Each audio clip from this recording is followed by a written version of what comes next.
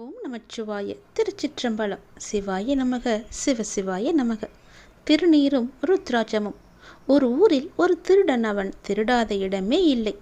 ஊர் மக்கள் அனைவரும் அந்த ஊர் ராஜாவிடம் சென்று முறையிட்டனர். அந்த திருடன் ராஜாவிடமும் சிக்காமல் சாமர்த்தியமாக தப்பித்து வந்தான்.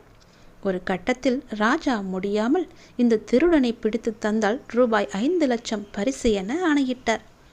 சில நாட்கள் கழித்து அந்த ராஜா மந்திரியை அழைத்து, யார் பற்று இல்லாமல் இருக்கின்றார்களோ அவருக்கு என் ராஜாங்கத்தில் பாதி தந்து விடுகிறேன் என அறிவித்து, நீங்கள் சென்று யார் பற்று இல்லாமல் உள்ளார் என தேடி பார்த்து அழைத்து வாரும் என ஆணையிட்டார்.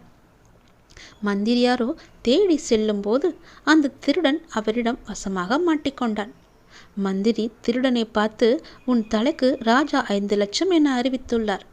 நான் சொல்வது போலவே நீ செய்துவிட்டால், நீ நடித்தால் உனக்கு 20 லட்சம் தருகின்றேன். மேலும் உன்னையும் தப்பிக்க வைக்கின்றேன் என கேட்டான். என்ன சொல்கிறாய் என்றான் மந்திரியார். சரி என திருடனும் ஒப்புக்கொண்டான்.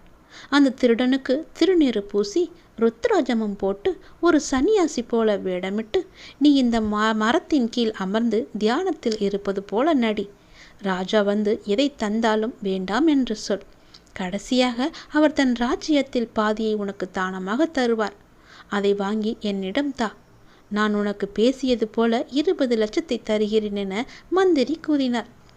பின் அந்த மந்திரி ராஜாவிடம் சென்று, ஒரு சன்னியாசி பற்றுகளை இட்டு மரத்தடியில் அமர்ந்து உள்ளார். அவரை தரிசித்து தங்களின் வேண்டுதல் நிறைவேற்றிக் கொள்ளுங்கள் என்றார்.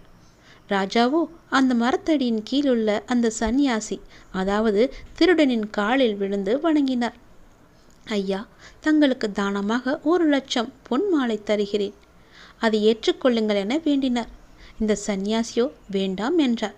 பின் 5 லட்சம், 10 லட்சம், 20 லட்சம், 50 லட்சம் என உயர்ந்த நகை, பணம் என தானமாக தந்தார்.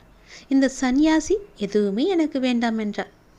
பின் ராஜா, நீயே சத்தியசீலன், என் ராஜாங்கத்தில் பாதி தங்களுக்கு தானமாக தருகின்றேன். நீங்கள் அதை பெற்றுக்கொண்டு என்னை வாழ்த்த வேண்டும் என்றார். இதை பார்த்து கொண்டிருந்த மந்திரிக்கு சந்தோஷமாகிவிட்டது. நான் சொன்னது போலவே நடிக்கின்றான் என தன்னுடைய மனதுக்குள்ளே சிரித்து மகிழ்ந்து கொண்டார் அந்த மந்திரி. ஆனால் அந்த சந்நியாசி வேண்டாம் என்றான். மந்திரி முகம் மாறிவிட்டது. அடப்பாவி, வேண்டாம் என்று சொல்லிவிட்டானே, இவனை இப்போது திருடன் எனவும் நாம் சொல்ல முடியாது, என்ன செய்வது என மனதுக்குள்ளே குழப்பத்தில் நிற்க, கடைசியாக அந்த ராஜா தன் மகளையே தங்களுக்கு திருமணம் செய்து தருகிறேன் என்று கூறினார். அதற்கு அந்த சந்நியாசி, மன்னா, நானோ பற்றற்றவன், எனக்கு எதற்கும் இதெல்லாம் வேண்டாம் என்றார். நீரே தீர்க்கதரிசி என விழுந்து வணங்கி ராஜா சென்று விட்டார். பின் அந்த மந்திரி வந்து, அடப்பாவி, என் வயிற்றில் இப்படி மண்ணை அள்ளி போட்டு விட்டாயே, இது நியாயமா என சண்டை போட, அதற்கு அந்த சந்நியாசி, ஐயா, நான் திருடன்தான். எப்போது நீங்கள் திருநீரும் ருத்ராஜமும் என் மீது தருத்தீர்களோ அப்போதே என் மனம் மாறிவிட்டது. மேலும் என் தலைக்கு 5 லட்சம் என விலை வைத்த ராஜா என் கோலத்தை பார்த்து என் காலில் விழுந்தார். அந்த பணிவு எனக்காக அல்ல, என் மேலுள்ள இந்த திருநீற்றுக்கும் ருத்ராட்சத்துக்கும் தான். நான் அதை வேண்டாம் வேண்டாம் என்று சொன்னேனே, அதைவிட உயர்வான பொருள் எனக்கு என்ன கிடைத்தது? நிலையற்ற பொருளை நான் வேண்டாம் என்றால் மதிப்பில்லாத அந்த இறைவன் எனக்கு கிடைப்பான், அதுவே எனக்கு போதும் என்றான் அந்த திருடன். ஆம், ஆன்மீக அன்பர்களே, இந்த திருநீரும் ருத்ராஜமும் நமக்கு கிடைத்த பொக்கிஷம். வறுமை இருந்தாலும் உண்மையான பக்தியுடன் வாழ்ந்து வந்தால் நமக்கு நிச்சயம் இறைவனின் அருள் உண்டு. திருச்சிற்றம்பலம் என்று சிவாய நம என்று தினமும் சொல்லி வாருங்கள். உன்னுடைய மனம் வலிக்கும் போதெல்லாம் ஒரே மருந்தாக அந்த ஓம் நமச்சிவாய என்ற மந்திரத்தை சொல்லி வாருங்கள்.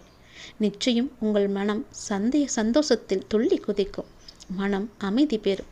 ஓம் நமச்சிவாய. திருச்சிற்றம்பலம். சிவாய நமக. சிவசிவாய நமக. ருத்ராஜமும் விபூதியும் அணிந்தவன் ஒருபோதும் யமலோகம் செல்வதில்லை. ஐஸ்வர்யங்கள் அருளும் ருத்ராஜம் ஆன்மாவிற்கு மகா பேரானந்தத்தை தரும். ருத்ராஜம் அணிந்து ஒரு முறை எவ்வித மந்திரம் கூறினாலும் அதை 1 கோடி முறை உச்சரித்த பலனை தரும்.